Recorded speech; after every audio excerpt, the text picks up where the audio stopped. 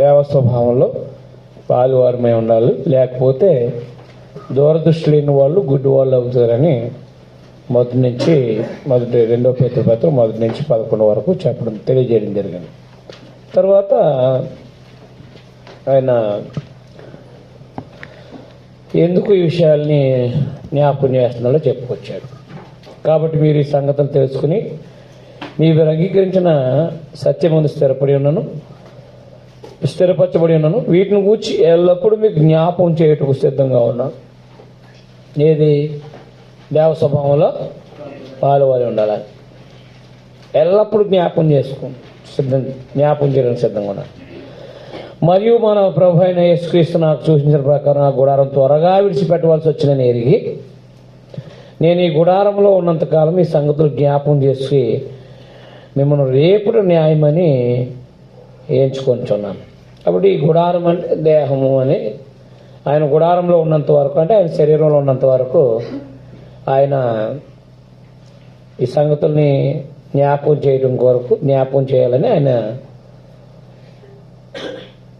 జ్ఞాపకం చేసి రేపుడు న్యాయమని తెలియపరుస్తున్నాను అన్నాడు అనమాట. కాబట్టి ఆయన మరణము అనేది ఆయనకు సూచన అర్థమైంది. అందువల్ల స్థానిక సంఘానికి మరలా ఈ సంగతుల్ని స్థానిక సంఘాలకి జ్ఞాపకం చేస్తున్నానని తెలియపరిచాడు అనమాట.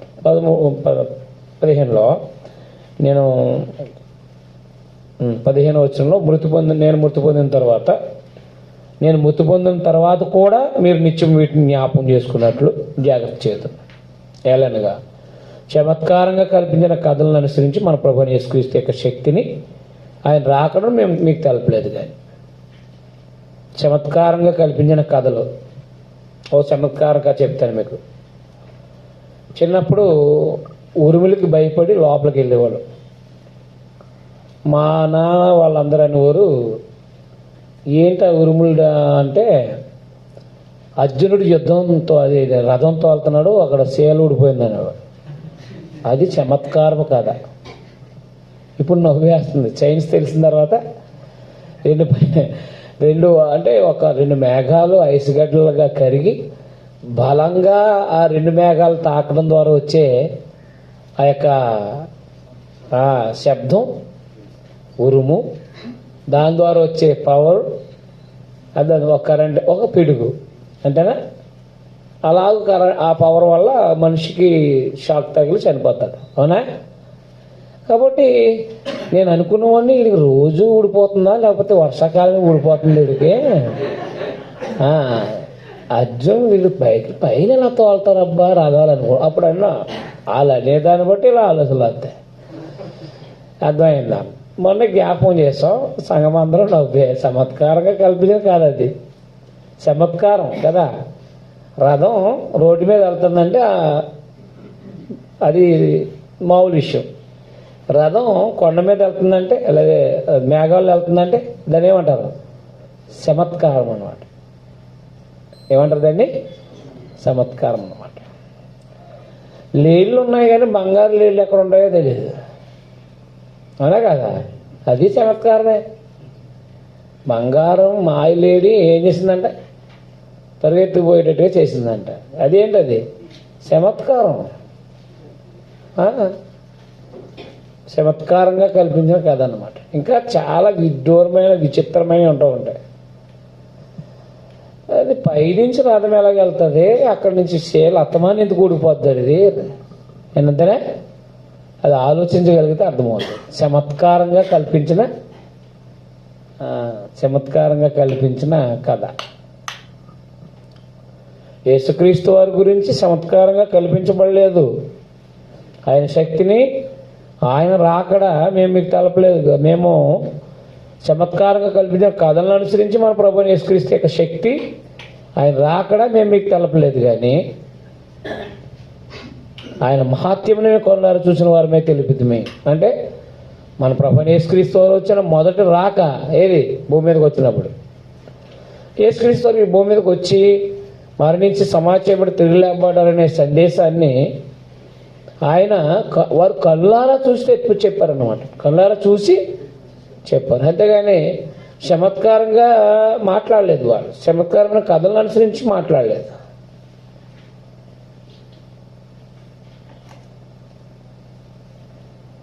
పదిహేడవ వచనంలో ఈ నా ప్రియకుమారుడు ఈయన నేను ఆనందిస్తున్నాను నువ్వు శబ్దం మహాదివ్య మహిమను ఆయన ఎద్దకు వచ్చినప్పుడు తండ్రి అయిన దేవుని వల్ల ఘనత మహిమ ఆయన పొందగా మత్తయి సువార్త 17వ అధ్యాయం కదా, 1-5 వచనాలు మనం చదివితే అక్కడ ఈయన నా ప్రియకుమారుడు ఈయన నేను ఆనందిస్తున్నాననే శబ్దం మహాదివ్య మహిమను ఆయన ఎద్దకు వచ్చినప్పుడు తండ్రి అయిన దేవుని వల్ల ఘనత మహిమ ఆయన పొందగా, తండ్రి అయిన దేవుని వల్ల ఘనత మహిమ ఆయన పొందగా. అండర్లైన్ చేయండి. ఎందుకు అండర్లైన్ చేయమని తెలుసా? తెలీదా? అవునా? ఒక ఆయన 2 వచనాలు చూపించి ప్రారంభ గ్రంథంలో ఘనత మహిమ పొందులకు అర్హుడు అని చెప్పేసి కాబట్టి ఆరాధన పోతుంది అంటాడు. 5వ అధ్యాయము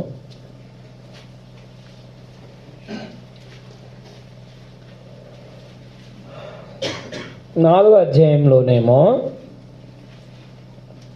11వ వచనం ఆ 24 పెద్దలు సింహాసనం ఆశ్రమ సాగిలిపడి యుగములు జీవిస్తున్న వారిని నమస్కారం చేసి ప్రభువా మా దేవా నువ్వు సమస్తం సృష్టించినవి నీ చిత్తాన్ని బట్టి అవి ఉండేను దాన్ని బట్టి సృష్టించమని కనుక నీవే మహిమ ఘనత ప్రభావములు పొందనహులు చెప్పు తమ కిరీటాల సింహాసనం ఎదుట వేసిరి. మహిమ ఘనత ప్రభావాలు. రైట్. 4వ అధ్యాయం తండ్రి గురించి. 5వ అధ్యాయము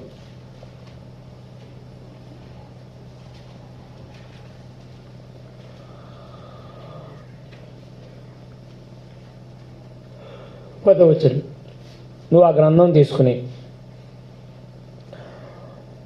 దాని ముద్రలు ఇప్పటికీ యోగ్యుడు నువ్వు వధింపబడవని రక్తమిచ్చి ప్రతి వంశంలో ఏ భాషలో మాట్లాడే వాళ్ళు ప్రతి ప్రజలో ప్రతి జన్మలో దేవుని కొరకు మనుషులు కొని మా దేవునికి ఒక రాజ్యంగా యాజకులుగా చేసేది గనుక వారు భూలోకమందు ఎలుదురని కొత్త పాట పాడుతారు. మరి నేను చూడగా సింహాసనం జీవులు పెద్దలు ఆవరించి ఉన్న అనేక దూతల స్వరం వినబడేను. వారి లెక్క కోట్ల కొలదిగా ఉండేను. వారు వధింపన గొర్రెపిల్ల శక్తి ఐశ్వర్యము జ్ఞానం బలమును ఘనత మహిమ స్తోత్రం పొందనులేని గొప్ప సర్వంతో చెప్పుచుండేది. అర్థమైందా? అందరూ పరలోకముందు భూలోకముందు భూమి కింద సముద్రంలో ఉన్న ప్రతి సృష్టము అనగా వాటిలో ఉన్న సర్వము సింహాసనం వానికి గొర్రెపిల్లకును స్తోత్రమును ఘనత మహిమ ప్రభావం యుగములు కలుగును గాక అని చెప్పుడు వెంటనే దాన్ని బట్టి తండ్రి క్రీస్తు వారు కూడా ఆరాధనకి పాత్రులే అని చెప్తున్నారు కొంతమంది. 4వ అధ్యాయంలో అలాగే దేవుడు మహిమ ఘనత ప్రభావాలు పొందనాడు కూడా అలాగే యేసుక్రీస్తు వారు కూడా మహిమ ఘనత పొందక పాత్రుడు కాబట్టి ఇద్దరు కూడా ఆరాధనకు పాత్రలు అన్నారు. ఇక్కడ ఆరాధనకు సంబంధించిన విషయాలు మాట్లాడాలా లేకపోతే దేవుని భవిష్యత్ జ్ఞానాన్ని ఎరిగినట్టు వాడుగా ఆయన మహిమ ఘనత ప్రభావాలు పొందనర్హుడు అని చెప్పాడా? అప్పుడు ఇక్కడ ఆరాధనకు సంబంధించిన విషయాలు ఏం మాట్లాడలేదు. అలాగే ఇక్కడ కూడా పేతృపత్రిక 2వ అధ్యాయంలో కూడా 1వ అధ్యాయంలో కూడా అక్కడ ఏమన్నారు ఆయన మేము చూసినప్పుడు ఆయన చూడండి ఆ మహాదివ్య మహిమను ఆయన వద్దకు వచ్చినప్పుడు తండ్రి అయిన దేవుని వల్ల ఘనత మహిమ ఆయన పొందగా ఘనత మహిమ ఆయన పొంద అంటే ఎవరి వల్ల? నేను అంటే ఇప్పుడు దేవుని వల్ల పొందడం అంటే దేవుడు ఆరాధించాడా యేసుప్రభుని? అయినా మన వాళ్ళు కంపారిజన్ ఏం చేస్తారండి? అర్థమైందా? కాబట్టి నాకు ఒక ఆయన ప్రశ్న వేసాడు అనమాట, ఎవరి దగ్గర ఏని నాకు వేసాడు. 5వ అధ్యాయం 4వ అధ్యాయంలో ఇలా ఉంది కదా, నేను అక్కడ ఆరాధన గురించి మాట్లాడలేదు నాయన అని చెప్పేశాను. అంతే. ఆరాధన కోరుకుని తండ్రి అని చెప్పినప్పుడు మళ్ళా కంపారిజన్ చేయటం ఏంటి?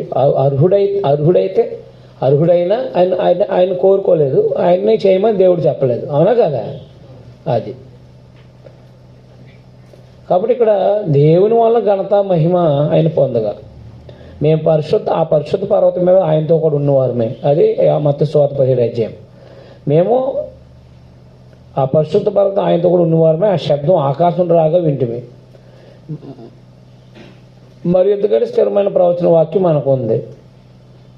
తెల్లవారి వేకు చొక్క మీ హృదయంలో ఉదయించే వరకు ఆ వాక్యం చీకటి గల చోటు వెలిగించినట్టు దేవుమంటే ఉన్నది. దాని యందు లక్ష్మించిన అది మీకు మేలు అన్నాడు. కాబట్టి ఇది ప్రవచనాన్ని కలిపాడు అనమాట. అది ఎందుకంటే స్థిరమైన వాక్యం మనకు ఉందన్నాడు. అంటే ఏంటి, డైరెక్ట్గా మేము ఆయన చూసినప్పుడు దేవుని వల్ల మెప్పు పొందాడు. ఆయన మేముండగానే దేవుని వల్ల ఆయన మెప్పు పొందాడు ప్రభు అయిన యేసుక్రీస్తు వారు. కాబట్టి ఆయన గురించి తెల్లవారు వేకువ చుక్క మీ హృదయాలు ఉదయించే వరకు ఆ వాక్యం చీకటగల చోటు వెలిగించి దేవునట్టుందని దాని యందు మీరు లక్ష్మించిన అది మీ మేలు. ఒకడు తన ఊహను బట్టి చెప్పడం వలన లేఖనంలో ఏ ప్రవచనం పుట్టదని మీరు మొదట గ్రహించుకున్న వలన. ఎలా అనగా ప్రవచనము ఎప్పుడూ మనుషుని ఇచ్చిన బట్టి కలగలేదు, కానీ మనుషులు పరిశుద్ధాత్మ వలన ప్రేరేపబడినవే దేవుని మూలంగా పలికారు అన్నమాట. కాబట్టి తెల్లవారి వేకువ చుక్క మీ హృదయాలు ఉదయించే వరకనే ప్రవచనం అనేది అదైంది. ప్రవచనం అనేది మనుషుల ఆలోచనల నుంచి వచ్చింది కాదు. ప్రభువైన యేసుక్రీస్తు వారు ఈ భూమి మీదకి వస్తారని మనుషుల ఆలోచనల నుంచి వచ్చింది కాదు. అది చూడండి, ఆ యొక్క ప్రవచనం ఎక్కడ ఉందో చూడండి ఒకసారి.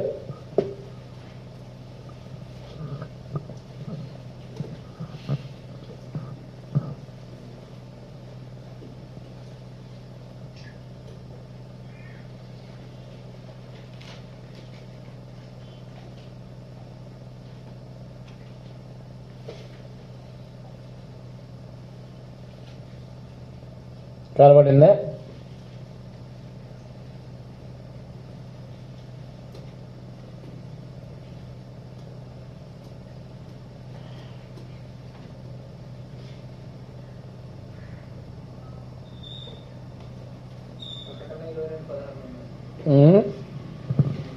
ప్రకటన కాదు, కీర్తనల. చూడండి ఒకసారి.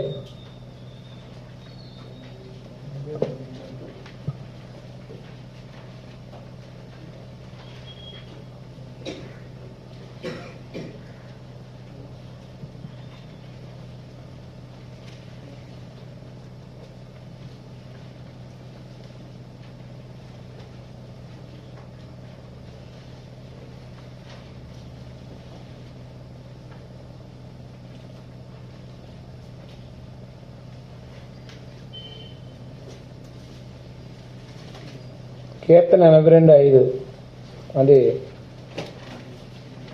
ఏం చెప్పాడు చూడండి ఒకసారి.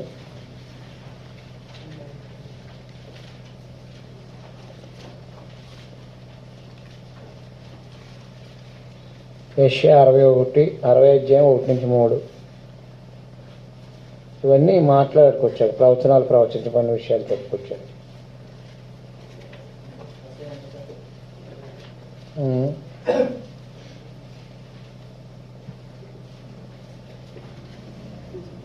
నేను గ్రీక్ బైబిల్ తేలేదు, లేకపోతే ఉన్నాయి.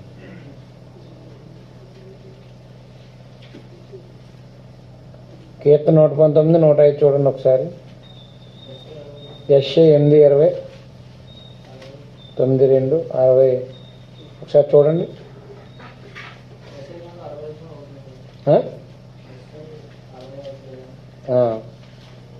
అవుట్ నుంచే చూడండి అక్కడ.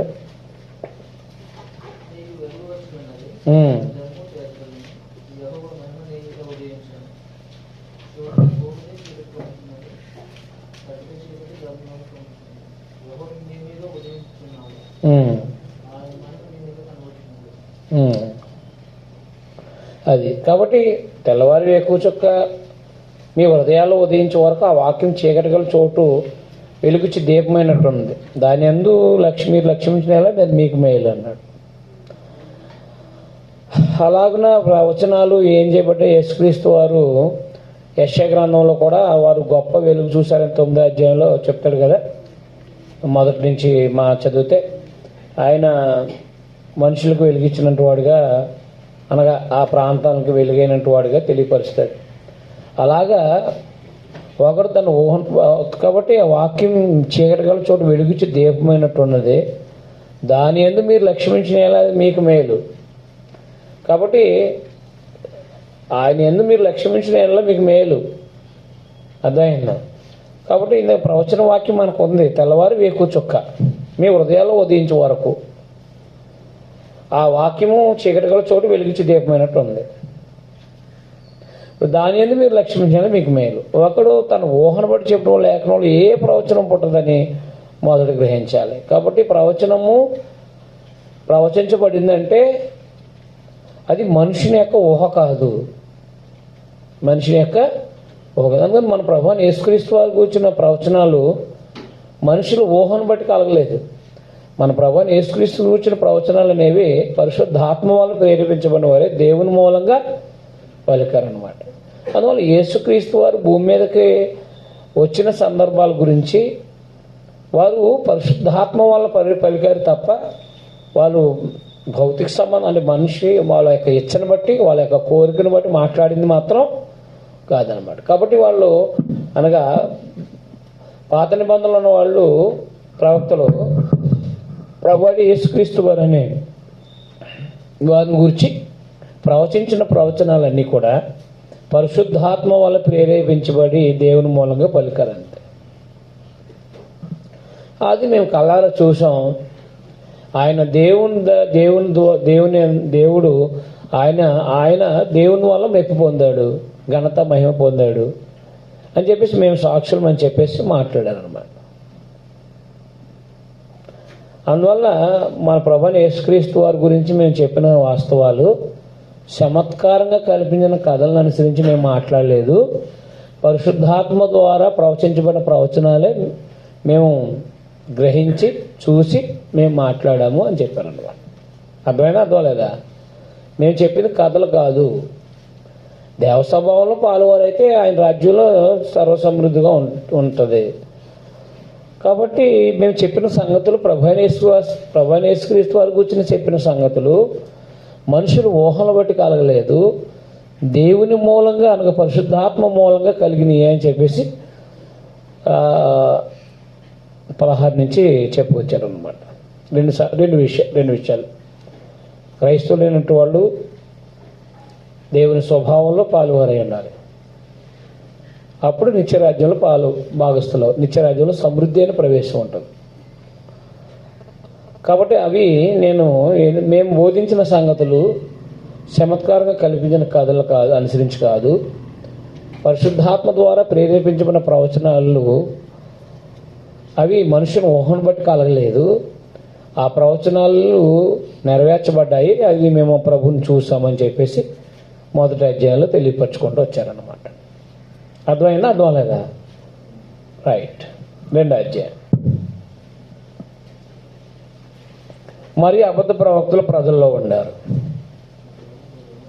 అటువలే మీలోను అబద్ధ బోధకులు ఉందురు. మీలోను అంటే సంఘములోను అన్నమాట. మీలోను అబద్ధ బోధకులు ఉందురు. ఎందుకు తయారవుతారు? వీళ్ళు క్రీస్తు సంఘంలో అబద్ధ బోధకులు ఎందుకు తయారవుతారు? వాళ్ళ యొక్క భౌతిక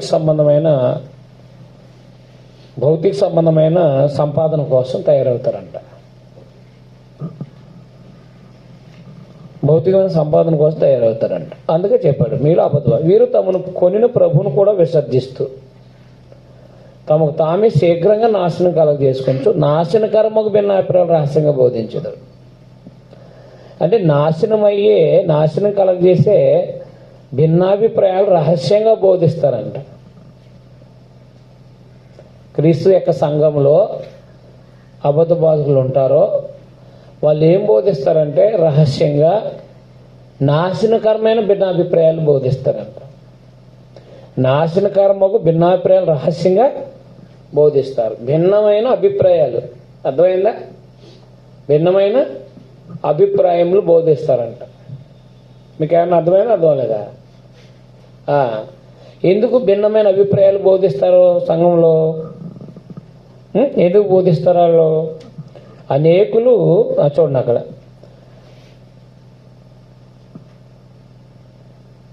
మరియు అనేకులు వారి పోకిరీ శాస్త్రాలు అనుసరించి నడుతారు. అది కాబట్టి వాళ్ళందరూ కూడా దేవుని స్వభావంలో పాలువారై ఉండక్కర్లేదని అర్థమైందా అని ఏం చేస్తారు? పోకిరీ శాస్త్రాలు అంటే ఎర్రి శాస్త్రాలు అన్నారు అనమాట. కాబట్టి లోక సంబంధమైన జీవన శైలిలో వాళ్ళు బ్రతుకుతారన్నమాట. వారు పోకిరి చేష్టలు అనుసరించి నడుస్తారు. వీరిని బట్టి సత్య మార్గం దూషించబడుతుంది. అంటే మొదట చెప్పాడు కదా, ప్రభువైన యేసుక్రీస్తు నందు ఆయన స్వభావంలో పాలువారయ్యే ఆ జీవితం ఏమవుతుంది అన్నమాట, సత్య మార్గం దూషించబడుతుంది. ప్రభువైన యేసుక్రీస్తు వారి యొక్క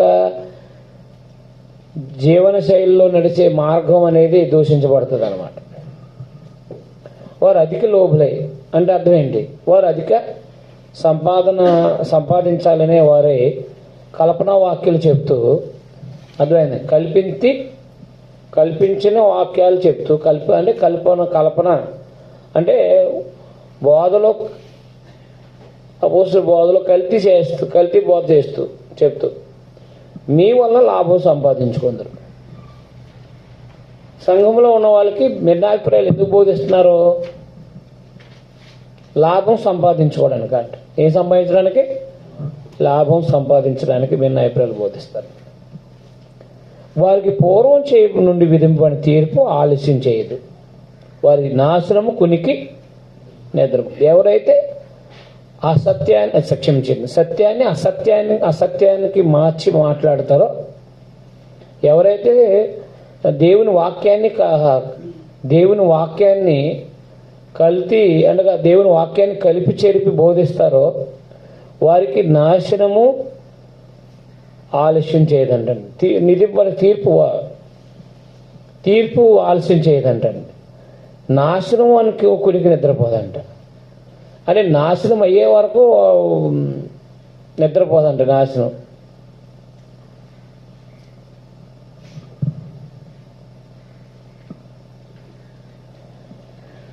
కాబట్టి దేవదూతలు పాపం చేసినప్పుడు దేవుడు వారిని విడిచిపెట్టక పాతాళలోకమందుల కడిగి చీకటిగల బిలంలోనికి త్రోసి తీర్పుకు కావలో ఉంచుటకు వారిని అప్పగించాను. పాత నిబంధనలో దేవుని యొక్క పని వాళ్ళు పాపం చేసినప్పుడు దేవుడు వారిని విడిచిపెట్టుకోకుండా ఏం చేశాడనమాట, పాతాళలోకమందుల కడిగి చీకటి బిలంలోనికి త్రోసి తీర్పు కావలో ఉంచుటకు వారిని అప్పగించాడంట. తీర్పు ఎవరికి? దేవదూతలక లేకపోతే భూమి మీద ఉన్న దేవుని పని వాళ్ళక? యాకోబు పత్రిక 3వ అధ్యాయం, అనేక మంది బాధకులు కాకుండా మరీ కఠినమైన మనకు తీర్పు ఉంది. అనేకులు బాధకులు కాకుండా మరీ కఠినమైన తీర్పు ఉందన్నమాట. బోధించేటప్పుడు ఏది పడితే అది బోధిస్తే ప్రజలు అపార్థం చేసుకుని నాశనం అయిపోతారు. అవునా? అందువల్ల పాత నిబంధన ఉపదేశకులు అనేవాళ్ళు, పాత నిబంధనలు ఉపదేశకులు అంటే వాళ్ళు కలిపి చెరిపిన ఉపదేశకులను దేవుడు తీర్పు కావాలా ఉంచాడంట. ఏం చెప్పమన్నాడు అది చెప్పకోకుండా కల్పించి బోధించారంట.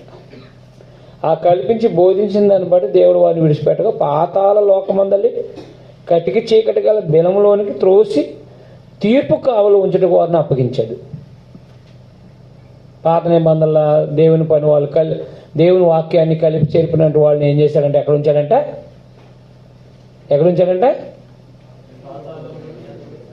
దేనికి ఉంచాడంట?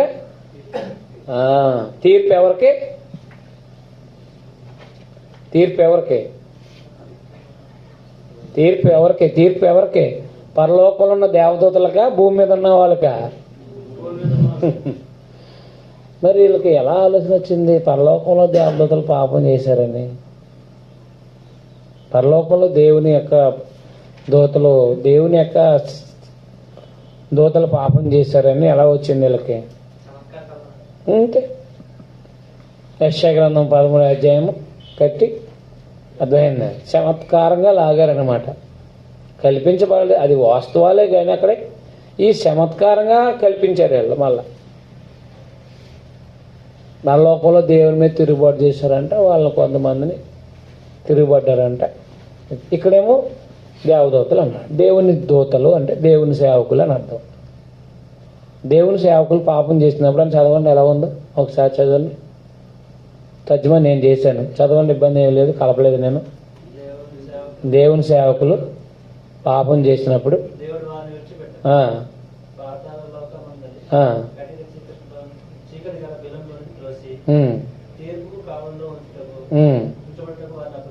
పైన ఉన్న దానికి కింద ఉన్న దానికి సరిపోయిందా? పైన చెప్పిన అబద్ధ బోధకుడికి కింద ఉన్న సరిపోయిందా? మరే ఇబ్బంది ఏం పడుతుంది?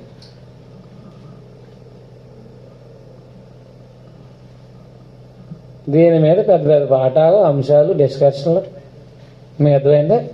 వేల రూపాయలు, లక్షల రూపాయలు ఖర్చు పెట్టేసిన మహానుభావులు ఉన్నారు. అవునా? దేవ ప్లస్ దూతలు. దూత అనే మాట వాడబడిందల్లా హెబ్రీలోనేమో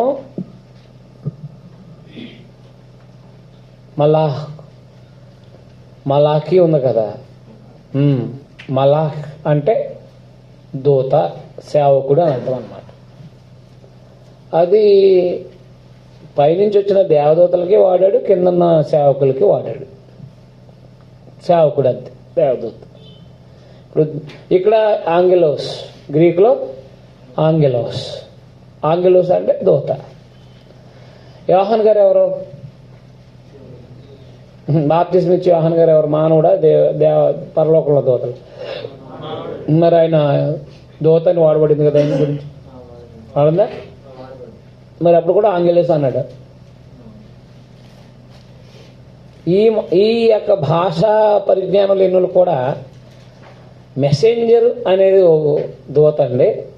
ఇక్కడేమో ఆంగెలోస్ అన్నాడు, దేవదూతనేమో ఆంగెలోస్ అన్నాడు. మామూలుగా సామాన్యమైన వాళ్ళే మెసెంజర్ అన్నాడు. ఎందుకంటే మెసెంజర్ అనేది ఇంగ్లీషు, ఆంగెలోస్ అనేది గ్రీకు. అంటే మహానుభావులు ఏ స్థాయికి వెళ్తున్నారో చూడండి పాపం. ఏదో రకంగా లేఖనాలు వక్రీకరించడానికి ప్రయత్నాలు. వాడు పాత నిబంధనలో దేవుని వాక్యాన్ని కలిపి చెప్పి బోధించినట్టు వాళ్ళని తీర్పులో ఉంచాడని చెప్పాడు అనుకోండి, అయిపోయింది కదా. అంతే. ఇది కలిపి మనకు తర్జుమా చేస్తారనమాట. అర్థమైందని. దేవుని దూతలు అనే మాట ఉంది గ్రీకులో. విడమర్చి మాట్లాడాడు. దేవుని దూతలు పాపం చేసినప్పుడు అని గ్రీకులో విడదీసి ఉందన్నమాట. మన వాళ్ళు ఏం చేశారంటే కలిపి దేవదూతలు అన్నమాట. దేవదూతలు. దేవ అంటే పైన, దూతలు అంటే కింద. ఇది చమత్కారం. అంతేనా? దేవదూతలు అంట. దేవదూతలు అంటే పరలోకంలో అంట.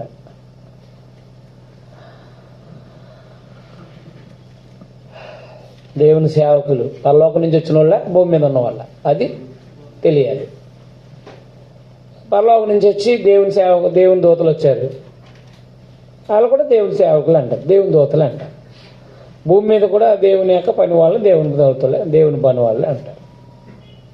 అంటే తీర్పులోకి ఎవరిని కావాలి వచ్చాడు? ఉన్నది ఉన్నట్టుగా బోధించినటువంటి ఎందుకు దేవుడు తీర్పులోకి ఉంచుతాడు? వీళ్ళు కలిపి చేరుకున్నందువల్లే కదా. అందులో బిలాం కూడా ఉన్నాడు కదా. ఉన్నాడా లేడా? దేనికి వెళ్ళిపోయాడు ఆయన? దుర్నీతి వల్ల కలిగే దుర్నీతి వల్ల కలిగే లాభాన్ని ఆయన అపేక్షించి ఏం చేశాడు? దేవుడు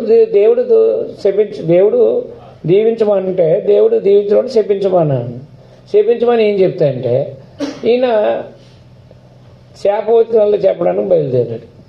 అంటే దేవుని యొక్క సేవకుడు ఏం చేశాడనమాట? పాపం చేశాడు. ఏం చేశాడు? పాపం చేశాడు, తీర్పులో ఉంచాడు. అలాగన దేవుడి సేవకులు ఎవరైతే ఉన్నారో వాళ్ళు పాపం చేసిన వాళ్ళని దేవుడు ఏం చేశాడనమాట? తీర్పులో కావాలి ఉంచాడనమాట. తీర్పు అపవాదికి లేదు. మత్తయి 25:47 అపవాదికి వాని దూతలకు సిద్ధపరచబడిన నిత్యాగ్నిలోకి ఉండాలి. వాడు తీర్పు ఎందుకు? తీర్పు తీరిస్తే నన్ను చేస్తూ నువ్వే కదా అని అంటాడంటే, నన్ను ఇలాగ జనాల్ని పరీక్షించే పరిస్థితులు, శోధించే పరిస్థితులు, అదే మీ యొక్క పవిత్రతకి దూరంగా నడిపించే విధానాలన్నీ ఆ లక్షణాలతో నన్ను సృష్టించావు కదా అని చెప్పేసి మాట్లాడు. దురాత్మలకి దురాత్మే. కాబట్టి ఈ చెడ్డ ఆత్మలు అంటే సృష్టించబడ్డ విధానమే అది. అందువల్ల ఒకనాడు మంచిగా ఉండి తర్వాత చెడిపోయిన వాళ్ళు కాదు వీళ్ళు. సృజించబడ్డమే అలా సృజించబడ్డారు. సృజించిన వాడు దాంట్లో తీర్పు పెట్టలేదు, డైరెక్ట్గా వాడికి నిర్ణయించాడు అనమాట. అర్థమైందా? అది విషయం. దేవుడుని ప్రశ్నించడానికి ప్రయత్నం చేయొద్దు. అవును కానీ మనుషులా నువ్వెవడో దేవునికి ఎదురు చెప్పడానికి, అంతేనా? రైట్. మీకేమైనా అనుమానాలు ఉన్నాయా? నాకు ఈ 4 వచనంలో ఏమీ లేవు. తీర్పును కావలో ఉంచుటకు వారిని అప్పగించాడు అన్నాడు కదా. తీర్పులో కావలో ఉంచాడంటే నాకు అనుమానం లేదు. మరి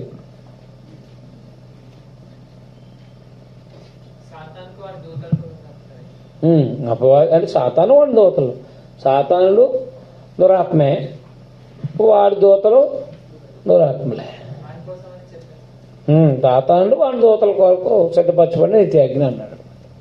అందులో పంపడానికి అబద్ధ బోధకులు కూడా సిద్ధం చేశారు. అబద్ధ బోధకులు వాడుకున్నది ఎవరు? అపవాది. కాబట్టి వాడి సేవకులు అన్నప్పుడు అక్కడ దురాత్మలు, అపవాది వాడి సేవకులు, అంతే. అపవాది వాని దూతలు. ఆకాశ మండలం దురాత్మల సమూహం ఉందా? వాడి దూతలు అనమాట, వాడి సేవకులు అనమాట.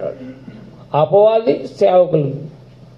అది మత్తయి 25:40 మాట్లాడింది ఏంటి? అపవాదికి వాని దూతలకి. అపవాది అంటే దురాత్మ, చెడ్డ ఆత్మ. అలాగే ఆకాశంలో దురాత్మల సమూహం అంటే వాడి యొక్క సేవకులు, వాడి దూతలు అనమాట. వాళ్ళకి వాడి దూతలకి నరకాన్ని సిద్ధపరచబడి. అయితే అందులోకి అబద్ధ బోధ చేసిన వాళ్ళు, రెండవది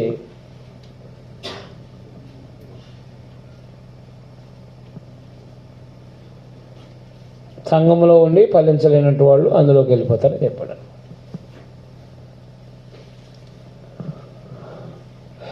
నేను అనుమానం వాళ్ళనే ఇక్కడే అడగండి, మళ్ళీ మర్చిపోతారు అధ్యాయం అయ్యేటప్పటికి.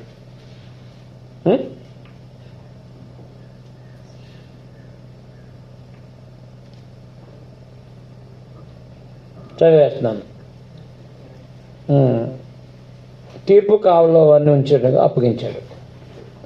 మరియు ఆయన పూర్వకాలమందున లోకాన్ని విడిచిపెట్టగా, అనగా జలప్రలయంలో ఉన్న మనుషుల్ని విడిచిపెట్టగా, భక్తిహీన సమూహం మీదకి జలప్రలయం రప్పించినప్పుడు నీతిని ప్రకటించిన నోవహు మరి 7 కాపాడిను. అర్థమైందండి? జలప్రలయం మీదకి తీర్పు రప్పించినప్పుడు నోవహును మరి 7 కాపాడబడిను. కాబట్టి దేవుడు జలప్రలయానికి తీర్పు ఇచ్చినప్పుడు దేవుడు ఎవరిని కాపాడాడంటే నీతిని ప్రకటించిన నోవహు కుటుంబాన్ని కాపాడాడంటే. నీతిని ప్రకటించిన నోవహును మరి 7 కాపాడాను. మరి 7 కాపాడు. మరియు ఆయన సొదొమ గొమొర్రాలు మనందరూ తెలిసిన విషయమే, ఆదికాండం 6, 7, 8 అధ్యాయాలు. మరి ఆయన సొదొమ గొమొర్రాలను పట్టణాలు భస్మం చేసి ముందుకు భక్తిహీనులకు వారికి వాటిని దృష్టాంతంగా ఉంచుటకే వాటిని నాశనాన్ని విధించి దుర్మార్గుల కామయుక్తమైన నడువుడి చేత బహుబాధపడి నీతిమంతుడు లోతును తప్పించాను. ఆదికాండం 19 అధ్యాయం. లోతుని దేవుడు తప్పించాడు. వాళ్ళకి సొదొమ గొమొర్రాలకి దేవుడు అగ్ని గంధకాలతో నాశనం చేయడానికి నిర్ణయించినప్పుడు దేవదూతలను పంపించి వారిని తప్పించాడు దేవుడు. ఆ నీతిమంతులు వారి మధ్యన కాపురముండి తాను చూసిన వాటిని బట్టి వినిన వాటిని బట్టి వారికి అక్రమైన క్రియల విషయంలో దినదినము నీతిగల తన మనస్సును ఒప్పించుకుంటూ వచ్చాడు. ఎవరు? లోతు. భక్తులను శోధనలోని తప్పించుటకు, భక్తులను చెప్పాడు కదా 11 పత్రిక 10వ అధ్యాయంలో 10వ వచనంలో చెప్పాడు కదా, భక్తులను శోధనలోని తప్పించడం 10-11 వచనం అక్కడ 11 పత్రిక. కాబట్టి శోధనను తప్పించుకునే మార్గాన్ని కూడా దయచేస్తాడని, భక్తులను శోధనలో తప్పించుటకును దుర్నీతి పరులను ముఖ్యంగా మలినమైన దురాశ కలిగి శరీరానుసారంగా నడుచుకుంటూ ప్రభుత్వమును నిరాకరిస్తూ శిక్షలో ఉంచబడిన వారిని తీర్పు దినం వరకు కావలో ఉంచుటకు ప్రభు సమర్థుడు అనమాట. కాబట్టి దుర్నీతి పరులని శరీరానుసారంగా ప్రవర్తించినట్టు వారిని దేవుడు తీర్పు దినం వరకు కావలో ఉంచుటకు ప్రభు అంటే తండ్రి అయిన దేవుడు సమర్థుడు అనమాట. ఎవరు? భక్తిహీన శరీర సంబంధంగా బ్రతికినట్టు వాళ్ళని తీర్పులో ఉంచుటకు దేవుడు ఎవరన్నమాట? సమర్థుడు అనమాట. వీరు తెగువ గలవారు. ఎవరాల్లో? అబద్ధ బాధకులు. ఎవరెలా? వీరు తెగువ గలవారును స్వేచ్ఛాపరులై గొప్పవారిని దూషిస్తూ వెరవక ఉన్నారు. దేవదూతలు వారికంటే మరి అధికమైన బలము శక్తి గలవారైనను ప్రభు ఎదుట వారిని దూషించి వారి మీద నేరం మోప వెరుతురు. ఈ దేవదూతలు ఎవరు? ఇక్కడ దేవదూతలు ఎవరు? పరలోకంలో.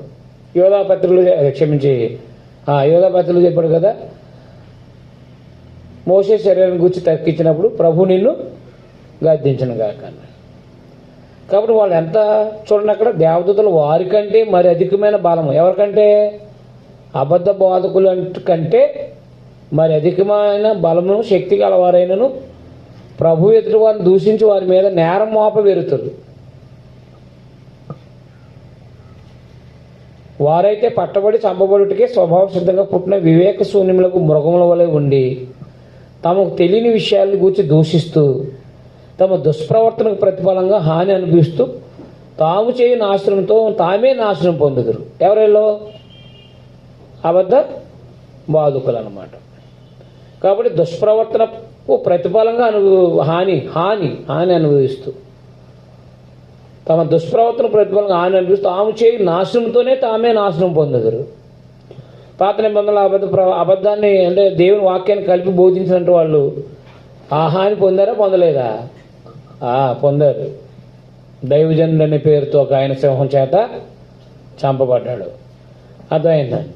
అలాగే ఇశ్రాయేల్ కాలంలో అయితే అనేక మంది అబద్ధ ప్రవర్తన తమ త్రోవ తప్పించేశారు. వాళ్ళని ఇశ్రాయేల్ వారు లోపాలు ఎత్తి చూపించుకోవడం వల్ల వాళ్ళ నాశనం నడిపించారు వాళ్ళు. ఇలాగా ఇర్మియాలోని హెజ్కేలోని అనేక మంది అబద్ధ ప్రవక్తల గురించి హెచ్చరించారు వాళ్ళు. ఏది? అబద్ధ ప్రవక్తల గురించి హెచ్చరించారు. కాబట్టి వాళ్ళు తెలియని విషయాలకు దూషిస్తూ దుష్ప్రవర్తన ప్రతిఫలంగా హాని అనిపిస్తూ తాము చేయి నాశనంతో తామే నాశనం పొందుదురు. ఒకనాటి సుఖానుభవం సంతోషమని ఎంచుకుందరు.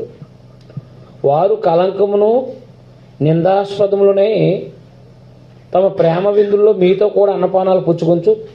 తమ ప్రేమ విందుల్లో మీతో కూడా అన్నపానాలు పుచ్చుకుంటే మీతో కూడా అంటే ఎవరు? అబద్ధ బాధకులు సంఘంలో ఉన్న వారితో పాటు అన్నపానాలు పుచ్చుకొంచు తమ భోగములందు సుఖించుదురు. అది అర్థమైందా? సంఘంతోనేమో అన్నపానాలు పుచ్చుకుంటూ ప్రేమ విందుల్లో పాలుభాగస్తులు అవుతూ వీళ్ళ వల్ల లాభం సంపాదించుకుని సుఖభోగాలు ఎందు సుఖించుతారండి. సుఖభోగములు ఎందు సుఖించుతారంట. దేవుని పనివాడు ఎవడైనా సరే సుఖభోగాలు అనుభవిస్తారంటే అర్థం ఏంటి? ఏం చేయాలా? సుఖభోగాలు ఎక్కడి నుంచి వచ్చినాయి? దేవుని పని చేసేవాడికి. జనాలకి అదైన అపోస్తుల బోధకి కలిపి చెరిపితేనే కదా. ఆనాడు కూడా పౌలు గారు అన్నారు కదా 2 కొరింథీ పత్రికలో, మేము కలిపి చెరిపడి అనేకుల వలె ఉండక అన్నారు. అలాగే ఆనాడు కూడా ఇలాగా సంఘంలో ప్రేమ విందుల్లో పాలుభాగస్తులు అవుతూ తమ భోగములు ఎందు సుఖించెదరు. వీళ్ళ వలన భిన్నాపరాలు బోధించి సంపాదించిన దానంతో సుఖబోధాలు అనుభవిస్తారంటారు. వ్యభిచారిని చూసి వాళ్ళకి ఆశిస్తూ పాపం మానలేని కన్నులు గలవారును. అర్థమైంది? అబద్ధ బోధకులు ఎవరిని ఆశిస్తారంటే వ్యభిచారిని చూసి ఆశిస్తూ ఉండి పాపం మానలేని కన్నులు గలవారు. పాపం మానలేని కన్నులు అంటే ఏంటి? ఎంతసేపు మోహపు చూపుతో తృప్తిపరచుకుంటూ ఉండేవాళ్ళు అనమాట. ఆ వ్యభిచారం చూసి ఆశిస్తూ పాపం మానలేని కన్నులు గలవారు. పాపం మానలేని కన్నులు గలవారు అస్థిరు లేని వారి మనసులను మరల కొలుపుతూ స్థిరత్వం లేనట్టు వాళ్ళని అనమాట. సంఘంలో స్థిరత్వం లేనట్టు వాళ్ళు ఉంటారు కదా, వాళ్ళు మనసుల్ని మరలు కొలుపుస్తూ లోభిత్వం మందు సాధకం చేయబడిన హృదయం గలవారును, అంటే ఎక్కువ సంపాదించాలనే సాధకం చేయబడిన హృదయాలు గలవారు శాపగ్రస్తులై ఉండి తిన్నని మార్గాలు విడిచి బేరు కుమారుని బిలాము పోయిన మార్గాన్ని బట్టి త్రోవ తప్పపోయారు. ఎవరు వెళ్ళారు? అబద్ధ బోధకులు అనమాట. ఒక బిలాములాగా త్రోవ తప్పిపోయారు. తిన్నని మార్గాన్ని విడిచి బేరు కుమారుని బిలాము పోయిన మార్గాన్ని బట్టి త్రోవ తప్పిపోయారు. వీళ్ళు ఎందుకు తప్పిపోయారు? ధనము సుఖము, ధనము సుఖం అనమాట, ధనాపేక్ష అనమాట. కాబట్టి ధనాపేక్ష ఉన్నవాడు ఖచ్చితంగా ప్రజలకు అబద్ధ బోధ చేస్తాడు. ధనం మీద ఆపేక్ష లేనట్టు వాడు భోజన పానాలతో తృప్తి పొందుతూ ప్రభువైన యేసుక్రీస్తు వారికి శ్రమానుభావంలో జీవించేవాడు ఏం చేయడనమాట? సుఖభోగాలు యందు ఆనందించడానికి ప్రయత్నం చేయడు, శ్రమలు అనుభవిస్తూ ఉంటాడనమాట.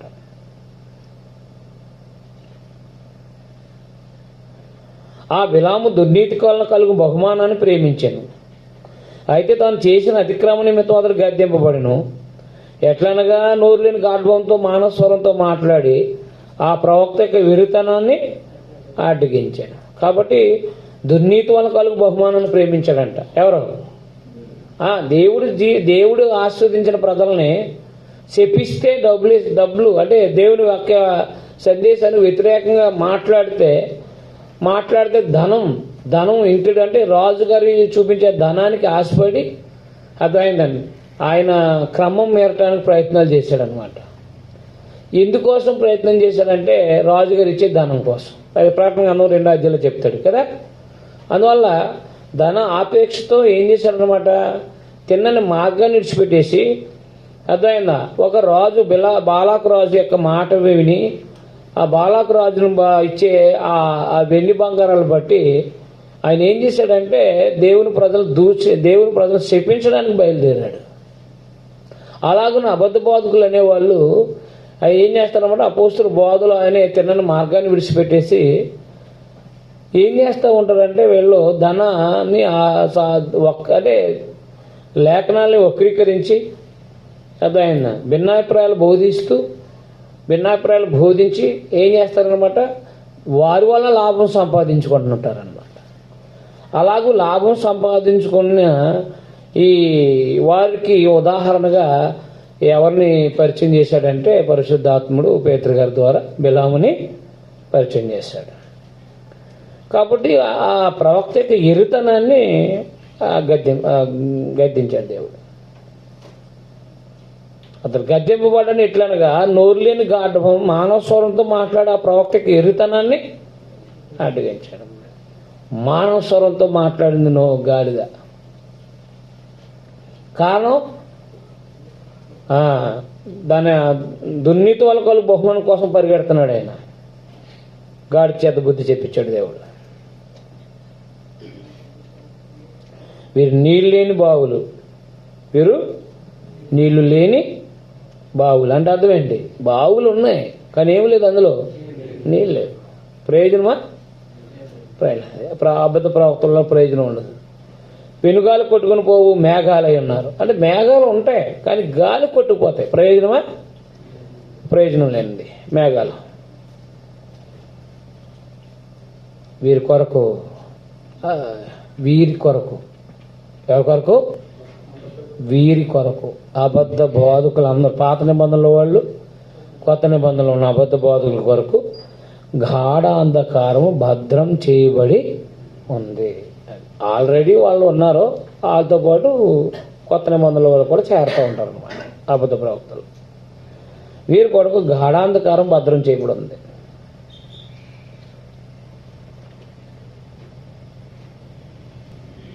అదే 4వ అధ్యాయంలో 2:4 కటికి చీకటి గల బిలం అన్నాడంటే. గాఢాంధకారం అన్నా కటికి చీకటి బిలమన్నా ఒకటే.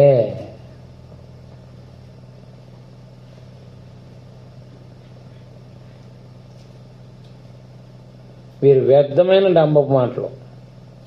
వీరి కొరకు గాఢాంధకారం భద్రం చేయబడి ఉంది. అది వాళ్ళ ప్రతిఫలం.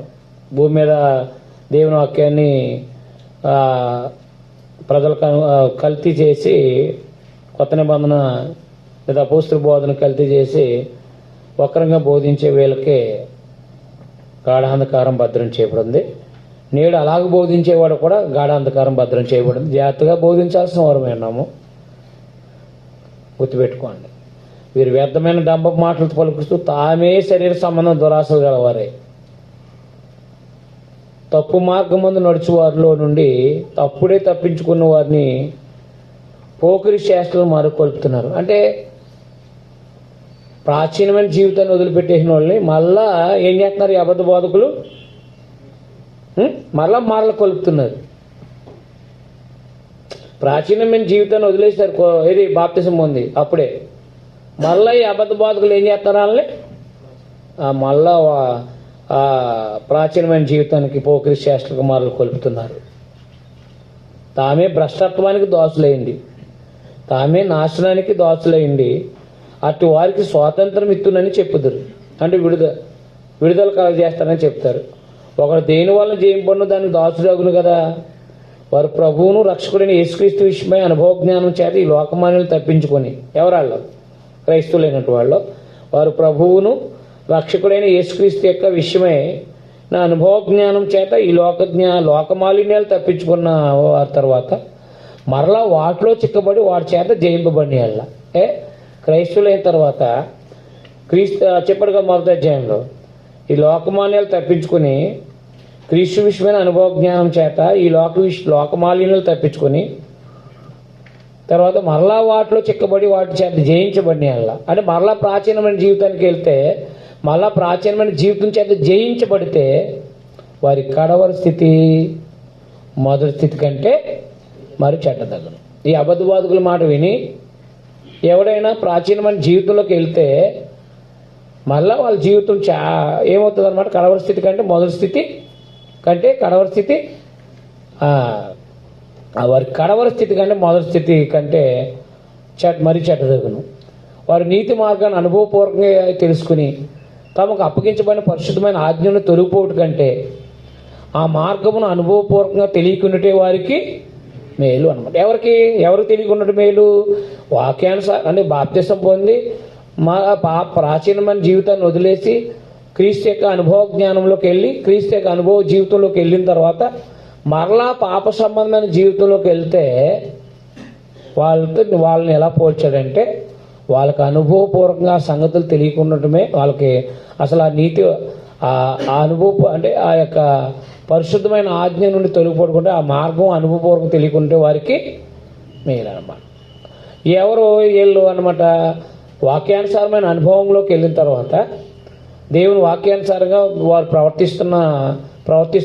ప్రవర్తిస్తూ ప్రాచీనమైన జీవితాన్ని వదిలేసి ప్రభువుని యేసుక్రీస్తునందున్న జీవితంలోకి వెళ్ళిన తర్వాత, అనుభవంలోకి వెళ్ళిన తర్వాత వాళ్ళు ఒకవేళ మళ్ళా అబద్ధ బోధకుల చేత వెనకడి మళ్ళా ప్రాచీన జీవితంలోకి వెళ్తే గనక కుక్క తన వాంతికి తిరిగినట్టు కడగబడిన పంది బొరదలో దొరికినట్టు మళ్ళినట్టు అని నిజమైన సామెత చొప్పున వీరికి సంభవించాను అనమాట. ఆ కడగబడిన పంది మళ్ళా దొరికింది అనుకోండి, ప్రయోజనం ఉండదు. అది ఆయన కక్కిన తన వాంతికి మరలా తిరిగింది అనుకోండి, అది పరిస్థితి భయంకరంగా ఉంటుంది. భయంకరమైన వాసన, భయంకరమైన మురుకు, ఈ రెండు కూడా మళ్ళా వెనకటి దానికి వెళ్ళి అంటే అది చాలా భయంకరంగా ఉంటుందని చెప్పేశాడు అనమాట జీవితం. అందువల్ల రెండో అధ్యాయంలో ఏం చెప్పాడనమాట? అబద్ధ బోధకులు వారి యొక్క శాస్త్రలో వారికి విధించబడే విధి, వారు పొందే విధి, వారి ద్వారా వారి యొక్క పోకిరి శాస్త్రాలు అనుసరించే వారి గతి కడగబడిన పంది బురదలో దొరికినట్టు, కుక్క తన వాంతికి తిరిగినట్టు ఉండును అని తెలియపరచుట.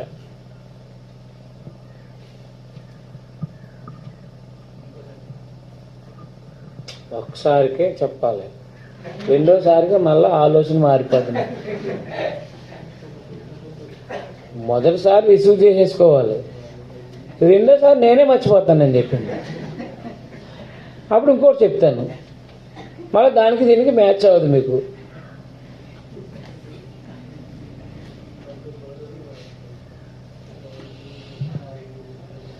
అబద్ధ బోధకుల యొక్క అబద్ధ బోధకులు వారి చేష్టలు, వారికి విధించబడే తీర్పు, వారి యొక్క శాస్త్రాల వలన మళ్ళా వెనకటి జీవితానికి వెళ్ళిన వారి యొక్క గతి కడగబడిన పంది బురదలో తొలినట్టును ఒక్క తన వాంతికి తిరిగినట్టును ఉండును వలే ఉండును అన్నమాట.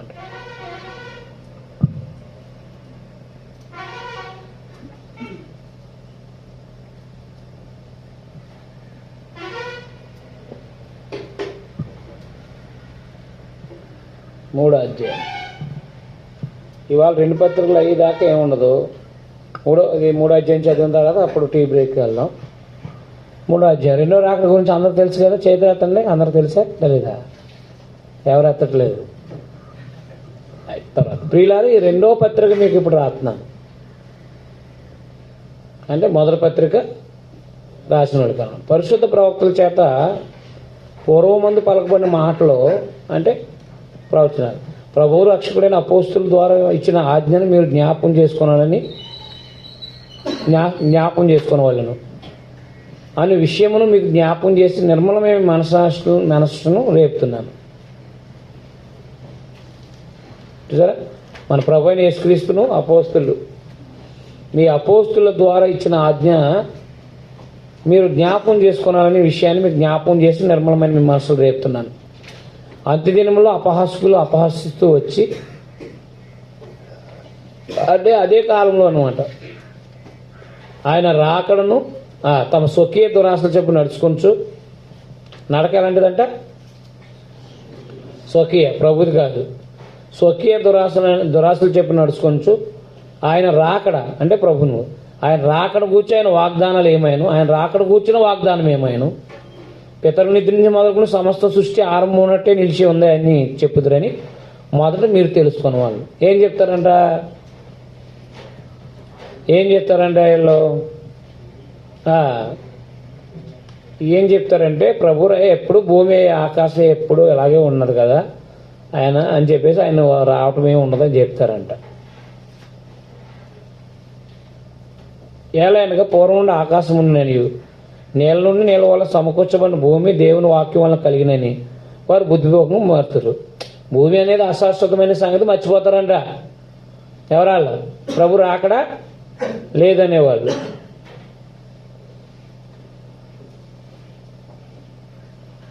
ఆ నీళ్ళ వలన అప్పుడు ఉన్న లోకం వరదలో మునిగి నశించింది. ఏది? నోవహు కాలం. అయితే ఇప్పుడున్న ఆకాశం భూమి భక్తిహీనుల తీర్పు నాశనం జరుగు దినం వరకు అగ్ని కొరకు నిల్వ చేయబడింది. అదే వాక్యం వల్ల భద్రం చేయబడింది.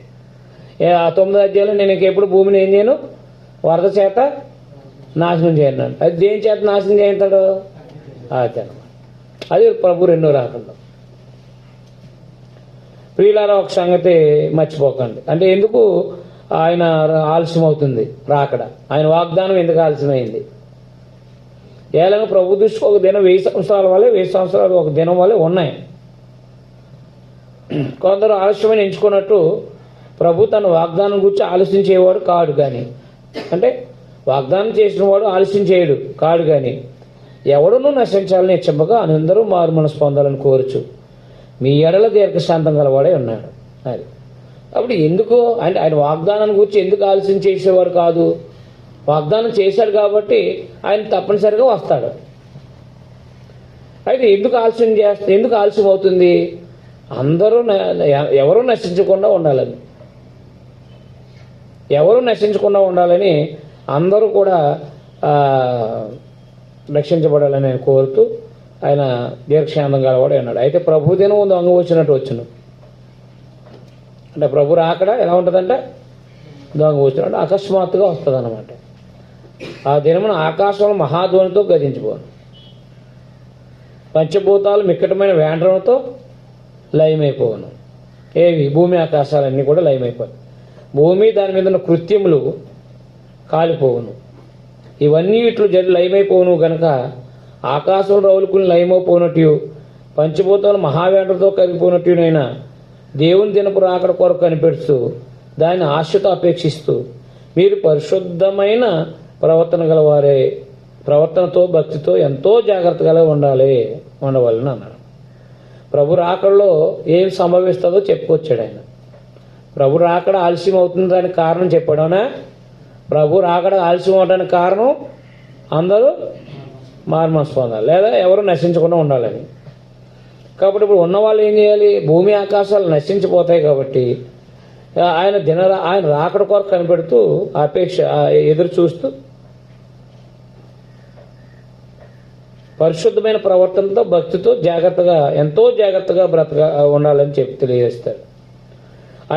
మనం ఆయన వాగ్దానాన్ని బట్టి ఆయన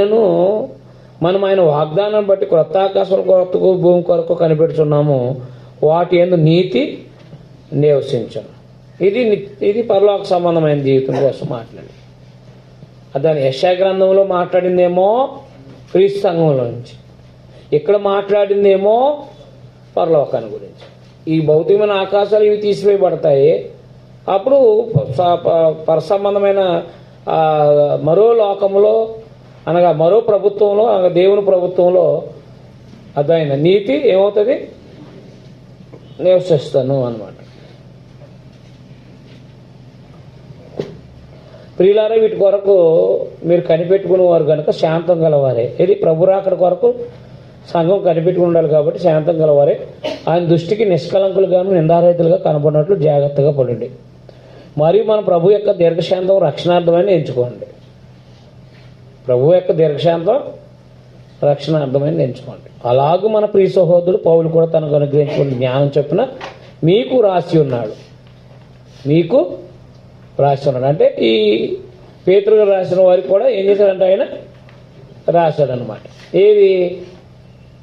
ప్రభు రాకడ గురించి, రెండవ రాకడ గురించి రాశాడంట. వీటి గురించి తన పత్రికలన్నింటిలో బోధిస్తున్నాడు. అయితే వాటిలో కొన్ని సంగతులు గ్రహించుటకు కష్టమైనవి. వీటిని సంగతులు ఎరగిన వారు, అస్థిరులు లేని వారు తక్కిన లేఖనాలు అపార్థం చేసినట్లు తమ స్వకీయ నాశనానికి అపార్థం చేయుదురు. వక్రమునకు తిప్పుదురు అన్నాడు చూడండి. తమ స్వకీయ నాశనమునకు వక్రముగా త్రిప్పుదురు. ప్రియులారా, మీరు ఈ సంగతులు ముందుగా తెలుసుకుని ఉన్నారు. ప్రభు రాకడ గురించి ముందుగా తెలుసుకున్నారు కనుక మీరు నీతి విరోధుల తప్పు బోధలను వల్ల తొలగింపబడి మీకు కలిగిన స్థిర మనసును విడిచి పడిపోకుండా కాచుకోండి. మన ప్రభువును రక్షకుడైన యేసుక్రీస్తు అనుగ్రహించే కృపయందు జ్ఞానమందు అభివృద్ధి పొందండి. ఆయనకు ఇప్పుడు యుగ అంతము వరకు మహిమ కలుగును గాక. కాబట్టి 3వ అధ్యాయంలో కొందరు అపహాసకులు ప్రభు రాకడ వాగ్దానం ఏమైంది ఇంకా అలా నిలుస్తుందని చెప్పేసి వస్తారు. ఒకనాడు జలప్రలయం ద్వారా నాశనమైంది, ఇప్పుడేమో అగ్ని కొరకు నిల్వ చేయబడింది. ప్రభు రాకడ ఆలస్యానికి కారణం అది. ప్రభు తన వాగ్దానం గురించి ఆలస్యం చేసేవాడు కాదు. ఆయన వాగ్దానానికి కారణం, ఆలస్యానికి కారణం ఏంటంటే అందరూ రక్షించబడాలి, మారు మనసు పొందాలి. కాబట్టి మీరు ఎంతో జాగ్రత్తగా పవిత్రంగా బ్రతకాలని తెలియపరిచాడు అనమాట. ప్రభు రాకడ ఉంది కాబట్టి పరిశుద్ధమైన ప్రవర్తనతో ఎంతో జాగ్రత్తగా బ్రతకాలని, భక్తితో బ్రతకాలని 3వ అధ్యాయంలో హెచ్చరించడం అనేది జరిగింది అన్నమాట. అది పేతురు రాసిన 2వ పత్రిక. మీకు ఏమైనా అనుమానాలు ఉంటే అడగండి, లేదంటే టీ తాగుదాం.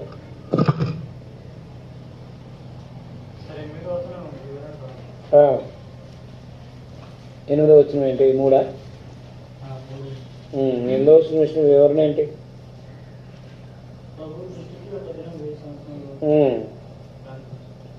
అవును, ఉన్నవి అన్నాడు. ఆయన దృష్టికి ఒక దినం 1000 సంవత్సరాలాగా, ఒక దినం 1000 సంవత్సరాలు ఒక దినం లాగా ఉంటుందని చెప్పేశాడు ఆయన. ఆయనకి దినములను భౌతిక సంబంధంగా మనకులాగా ఎక్కువగా చూసే పరిస్థితులు ఉండవని చెప్పాడు. అంతే. మనకేమో ఇంకా చాలా దినాలు ఉన్నట్టుగా కనిపిస్తుంది కదా. ఇప్పుడు చాలా మందికి ఏంటి, ఒక 80-70 సంవత్సరాలు బతికేటప్పటికి చాలా సంవత్సరాలు ఉన్నట్టు కనిపిస్తుంది. అవునా? ఆయన దృష్టికి అలా ఉండదని చెప్పాడు అంతే ఆయన. దీనికోసం ఏమైనా చర్చా వేదికలు ఏమైనా ఉన్నాయా? ఎందుకు లేనిపోని వీటికి గొడవలు? ఆయన దృష్టికి అలా ఉందని చెప్పినప్పుడు ఎందుకన్నా మన బాధ అంత వేద?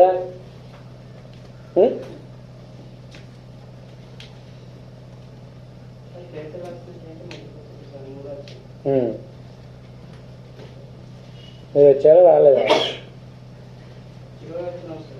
చదవండి. అవును, అంటే బాప్తిసానికి సాదృశ్యం అనే సంగతి చెప్తున్నాడు అనమాట. ఇది 1 కొరింథీయులకు 10 చెప్పాడు కదా, ఏమని? ఎర్ర సముద్రంలో అని బాప్తిసం పొందారని. అవును, మరి వాడలో నావు కుటుంబం ఎంతమంది? మరే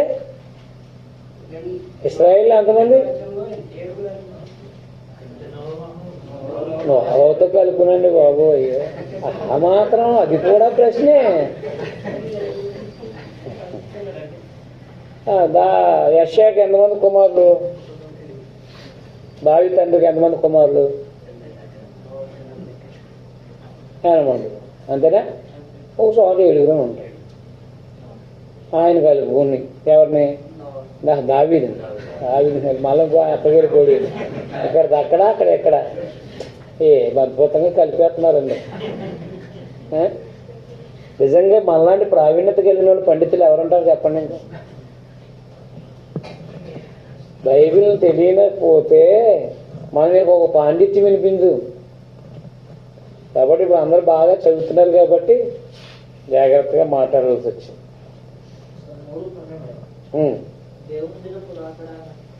ప్రభు రాకడన్నా దేవుడు నిర్ణయించిన రాకడన్నా ఒకటే.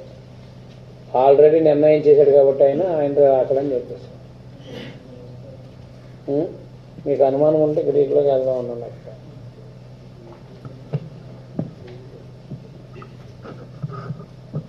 దీనిని బట్టి దేవుడు వస్తాడు అని మీ ఉద్దేశం అంతేనా? అవును, వస్తాడు. అది దేవుని దినపు అక్కడే. నష్టం ఏంటి చెప్పండి ఇప్పుడు? అవునా? తెస్సలోనికీయులకు రాసిన 1వ పత్రిక 4వ అధ్యాయము. ఆయన కూడా వస్తాడు యేసుతోటి. అది కూడా దేవుని దినపు అక్కడే. ఇప్పుడు చెప్పండి నాకు.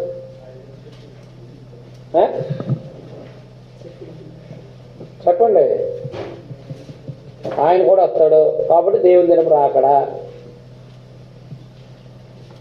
చెప్పట్లేదు. అనొచ్చారు కూడా పరిశుద్ధాత్ముడు అన్నప్పుడు మనకేంటి బాగా? 3వ అధ్యాయం ఎన్నో వచ్చిన?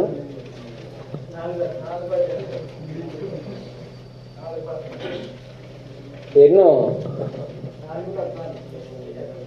దేవుని దినపు రాకడా 3:12. ఓకే, ఏంటది? దేవుని దినపు రాకడా అన్నాడా?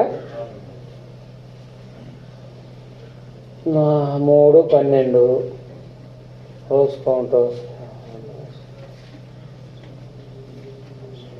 రైట్. దేవుని దినము అన్నాడు. ఏం చేద్దాం? దేవుని యొక్క దినం అన్నాడు.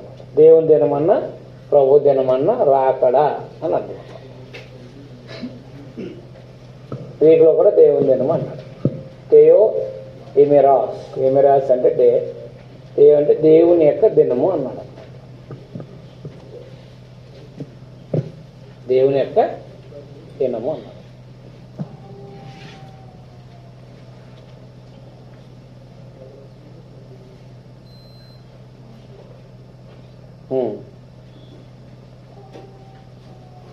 ఇంకా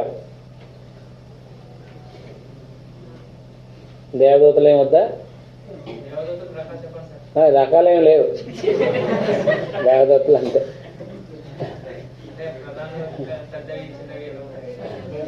అధికారాలు అవి. పెద్ద దూత చిన్న దూత అంటే ఏదో 4 రెక్కలుండి చిన్నదేమో పొట్టుగా ఉండి చిన్నదికి బాగా పెద్దగా ఉండి కాదు. అధికారాలు అంతే. అధికారాలకు సంబంధించిన దేవతలు అన్నమాట. రకాలు ఏంటి? రకాలు దేవుని దేవతల్లో అధికారం ఎక్కువ ఉన్నవాళ్ళు, అధికారం తక్కువ ఉన్నవాళ్ళు అంతే. దాన్ని ప్రవక్తల గ్రంథంలో శరాపులని దూతలే అలా పోల్చి మాట్లాడాలి అంతే. ఎక్కడైనా ఉందా దేవదూతల రకాలు ఉన్నాయని బైబిల్లో? ఆలోచించండి, నమ్మకండి, అన్నిటికీ ఆలోచించండి.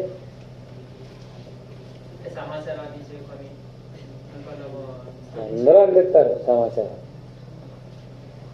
సమాచారం అందిస్తారు, నాశనం చేసేస్తారు. ఇప్పుడు ఇంట్లో పనికెట్టుకున్నావా? ఇంట్లో పనికెట్టుకున్నప్పుడు ఏం చేస్తారు? కొంతమంది వంట చేస్తారు, అవునా? కొంతమంది పూల మొక్కలు నీళ్ళు వేస్తారు, అవునా? కొంతమంది ఏమో మీరు ఏం చెప్తే అవి చేస్తారు. వాళ్ళందరినీ ఏమంటావు నువ్వు? పనోళ్ళు అంటావు కదా. మరి ఆయన అంతే. అంతేగాని సమాజం మట్టుకెళ్ళే దూతలేమో ఆ దూతలు ఓన్లీ వచ్చి జనాలు చంపే దూతలేమో ఈ దూతలు. ఈ టైప్ ఆఫ్ ఏమి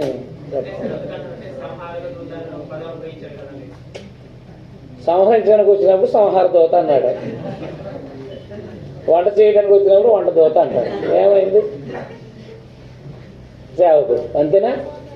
అంతే. ఏ దూతకైనా దేవదూతలు అంటే వాళ్ళు దేవుని పరిస్థితులకి కాపలా చేస్తారు. ఈ దూతలందరూ కాపలాదారు కదా. శరాబులు కెరూబులు అంటే అవి దేవదూతల్లో ప్రత్యేకత కలిగిన వాళ్ళు అన్నమాట. హోదా, ఒక అధికారం అన్నాను కదా మీకు. నేను దేవుని దగ్గర నుంచి అధికారం పొంది అంటారు కదా, అది దేవదూతల్లో దేవదూతల కంటే అధికుడే. అంటే దేవదూతలు అధికారం కలిగిన వాళ్ళు, అధికారం కంటే గొప్ప అధికారం కలిగి యేసుప్రభువు.